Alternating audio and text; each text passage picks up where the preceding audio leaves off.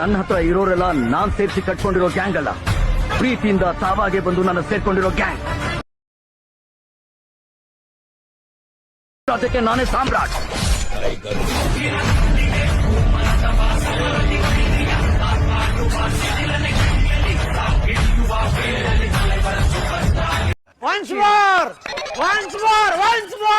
ನನ್ನ ಹತ್ರ ಇರೋರೆಲ್ಲ ನಾನ್ ಸೇರಿಸಿ ಕಟ್ಕೊಂಡಿರೋ ಗ್ಯಾಂಗ್ ಅಲ್ಲ, ಪ್ರೀತಿಯಿಂದ ತಾವಾಗೆ ಬಂದು ನನ್ನ ಸೇರ್ಕೊಂಡಿರೋ ಗ್ಯಾಂಗ್.